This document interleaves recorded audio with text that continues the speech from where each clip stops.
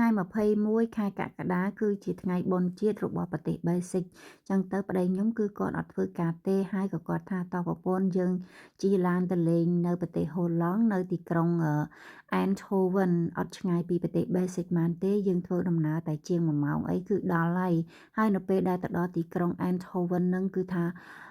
ទីក្រុងនឹងធំមែនទែនមនុស្សម្នាច្រើនហើយបើយើងនិយាយទៅមើលទៅគឺថាអត់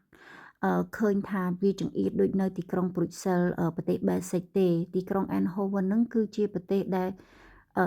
មានបច្ចេកវិទ្យាទំនើបចឹងណាបងប្អូនហើយថ្ងៃហ្នឹងដែរគឺពួកខ្ញុំទៅមើលនឹងទៅទស្សនាសារមន្ទីររបស់ម៉ាក brand Philip ជាដំបូងហ្នឹងខ្ញុំអត់ដឹងថា Philip ហ្នឹងស្មានថា brand ម៉ាក Philip ហ្នឹងបង្កើតនៅអាល្លឺម៉ង់ឬអីតាមពិតទៅគឺជា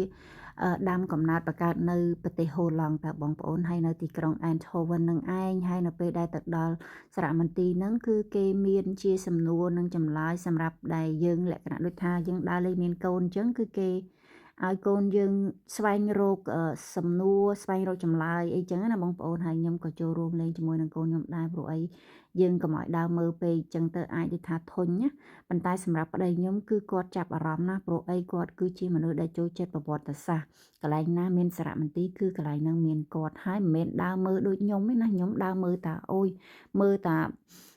គេធ្វើអីថាអូអានេះចេះអញ្ចឹងមិនមែនអានប្រវត្តិសាស្ត្រដូចប្តីខ្ញុំទេប្តីខ្ញុំគឺគាត់ជាមនុស្សលម្អិតអញ្ចឹងទៅគាត់ត្រូវអានប្រវត្តិសាស្ត្រពីដើមដល់ចប់អញ្ចឹងទៅហើយគាត់ស្វែងយល់ថានេះវាមិនអញ្ចឹងណាដល់ពេលយើងមិនមែនសូវចូលចិត្តប្រវត្តិសាស្ត្របងប្អូនតាមពិតទៅបើសិនជាយើងងាកឬក៏យើងកែប្រែខ្លួនឯងមកអានប្រវត្តិសាស្ត្រឯច្រើនគឺល្អមែនទែនព្រោះអីដូចយើងថែរក្សាប្រវត្តិសាស្ត្រឲ្យនៅគង់វង្សអញ្ចឹងណាបងប្អូនហើយនេះគឺជាសំណួរដែលពួកខ្ញុំលេងជាក្រុមនឹងឯងបងប្អូនអើយយើងដើរមើលហើយយើងឆ្លើយសំណួរគេសួរពីផលិតផលនេះឬក៏សួរតាបែបអីចឹងណាបងប្អូនមិនបាច់ចាំនិយាយ detail ពេកទេគ្រាន់ថាម្យ៉ាងដែរព្រោះយើងដើរលេងជាមួយកូនអញ្ចឹងណាហើយខ្ញុំចាប់អារម្មណ៍ច្រើនដោយសារតែអត់ដែលឃើញរបស់ខ្លះគឺគេផលិតតាំងពីជំនាន់1800ជាងអីចឹងណាបងប្អូនហើយដូចជាគេផលិត X-ray machine ហើយគេសួរថា X-ray ហ្នឹងបង្កើតមកដើម្បីស្អីយើងអាចឆ្លុះមើលឃើញអីចឹងទៅវាល្អមួយយ៉ាងដែរសម្រាប់ខ្ញុំអញ្ចឹងណាយើងអត់ដែលដឹងយើងដឹងថាអូយយើងទៅ scan ទៅអីមើលអីគឺអញ្ចឹងហើយនេះគឺម៉ាស៊ីនដែលគេដាក់ scan មនុស្សនឹងឯងគេមានកន្លែងសម្រាប់ឲ្យក្មេងៗគាត់សាកល្បងឲ្យមើលដើម្បីកុំឲ្យស្ងប់ស្ងាត់យើងដើរមើលតែតទេពេកក៏វាមិនកើតត្រូវមានសកម្មភាពខ្លះសម្រាប់គ្រួសារដែលមានក្មេងហើយ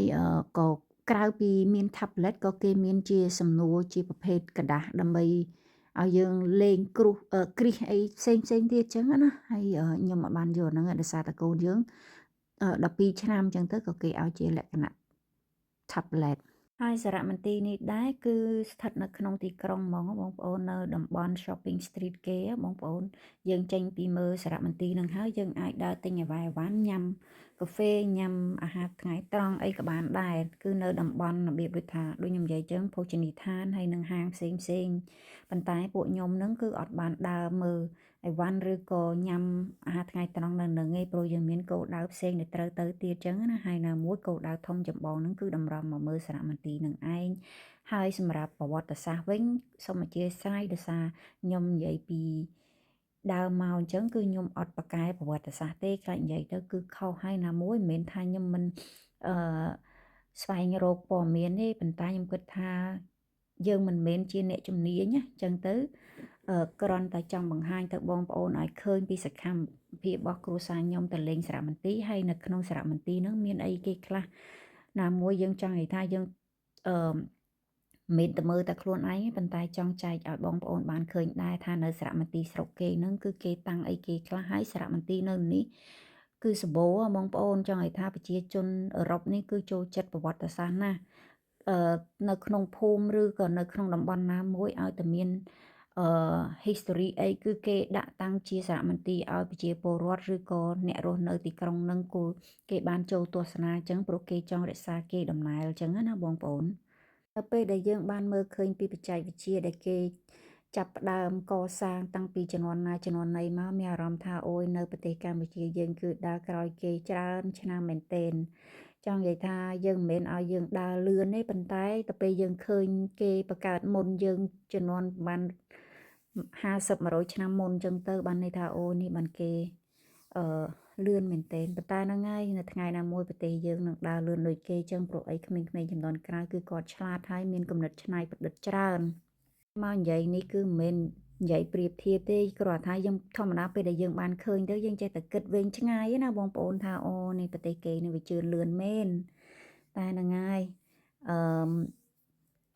ចឹងហើយបានជាប្តីខ្ញុំគាត់តែងតែនាំកូន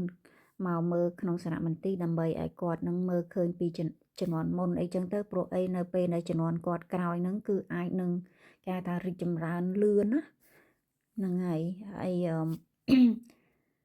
អូខេឥឡូវនឹងបន្ទាប់ពីយើងបញ្ចប់បេសកកម្មនៅក្នុងការស្វែងរកសំណួរនិងចម្លើយរួចហើយក៏យើងទៅកន្លែង reception គេដើម្បីប្រាប់គេថាយើងបានបញ្ចប់ហើយតើយើងនឹងធ្វើអីតទៀតអញ្ចឹងគេថាបើសិនជាយើងបញ្ចប់ហើយគឺយើងនឹងទទួលបានសញ្ញាបត្រអញ្ចឹងទៅកូនខ្ញុំក៏គេបំពេញឈ្មោះគេក្រុមដែលពួកខ្ញុំលេងហើយនឹងថ្ងៃទី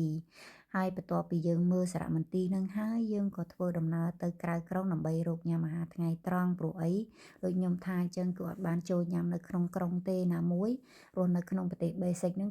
គឺថានៅក្នុងក្រុងហើយអញ្ចឹងទៅយើងទៅរកបរិយាកាសណាដែលឆ្លាស់មុខឆ្លាស់មាត់ស្រស់ស្រាយបែបផ្សេងក្រៅក្រុងហ្មងទៅហើយក៏ថតទេសភាពតាមដងផ្លូវជូនបងប្អូនទស្សនាផងដែរថាទីក្រុង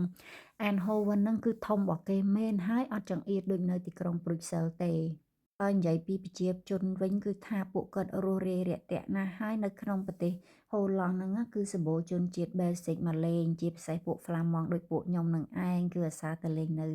ប្រទេសហូឡង់ច្រើនព្រោះយើងនៅក្បែរគ្នាហើយប្រើភាសាក៏ដូចគ្នាទៀតចឹងណាបងប្អូនស្រួលប្រើភាសាស្រួលនិយាយគ្នា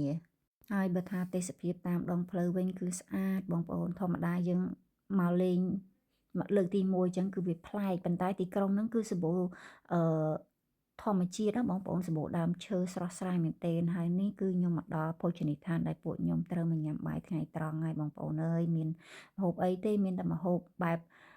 ចឹងឯងបងប្អូនអើយហើយក៏អត់ភ្លេចដែរដាក់ប៊ីយ៉ាមួយតយចឹងណាព្រោះអីប្តីខ្ញុំគឺគាត់អត់ញ៉ាំស្រាទេមានតែខ្ញុំទេកំដរគាត់ចឹងនិយាយតាមពិតយល់លេសហ្នឹងហើយបងប្អូនចឹងអរគុណច្រើនដែលបានមើលវីដេអូ